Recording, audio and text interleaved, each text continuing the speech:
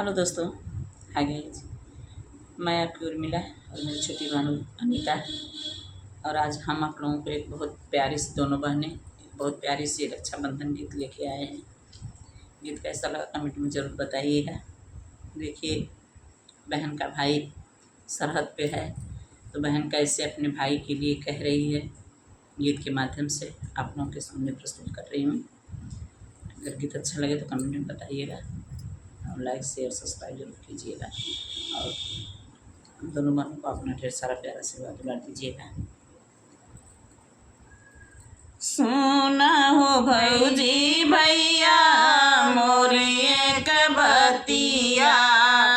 सुना हो भौजी भैया मोर एक बतिया, चलिया व मोरे भैया अपने नगरिया, चलिया व मोरे भैया अपने नगरिया, कहे सारी बहिनी पुकारे, सुना हो भैया रखिया की बारी, कहे तोरी बहिनी पुकारी, आवा हो भैया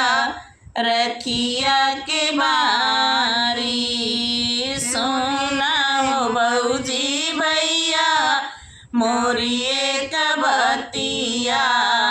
सुना हो भौजी भैया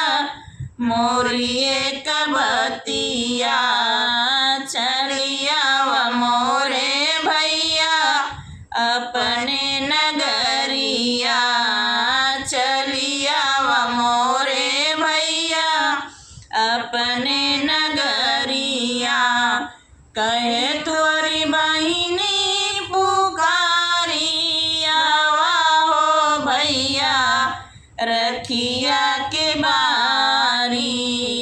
कहे तोरी बहिनी पुकारी, आवा हो भैया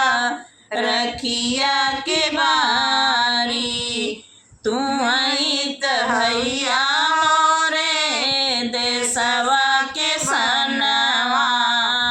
तू आई त भैया मोरे देशवा के सनवा, तोहरे से भैया आज मोर हिंदुस्तानवा,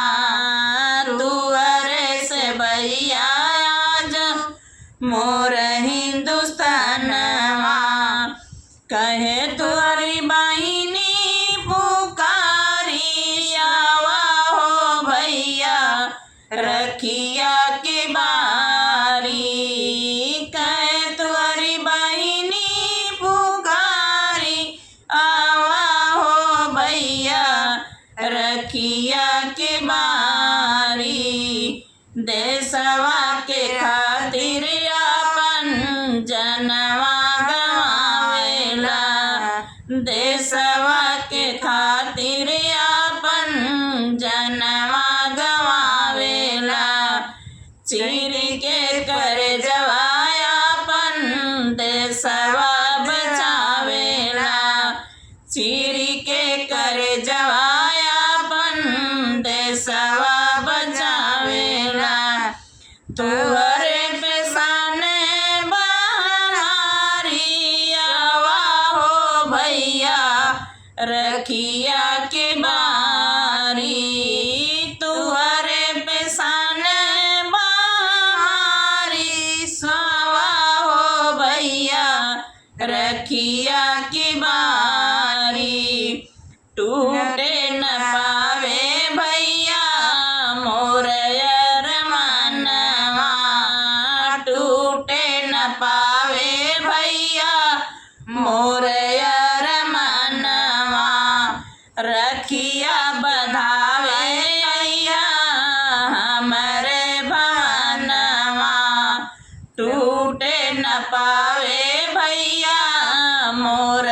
अरमानवा, रखिया बधावे भैया हमरो भवनवा, तुहरे पे सरदा हमारी, आवा रखिया की बारी तुहरे पे सरदा हमारी आवा हो भैया रखिया की बारी सुना हो बहूजी भैया मोरे एक बतिया सुना हो बहूजी भैया मोरे एक बतिया चलिया मोरे भैया अपने नगरिया चलिया मोरे भैया अपने नगरिया कहे तो से बहिनी पुकारिया हो भैया रखिया के बारी कहे तो से बहिनी पुकारिया हो भैया रखिया की बारी सुना हो बहूजी भैया मोर एक बतिया सुना हो बहूजी भैया मोर एक बतिया। गीत कैसा लगा कमेंट में ज़रूर बताइएगा। नमस्कार, मिलते हैं नेक्स्ट वीडियो के साथ।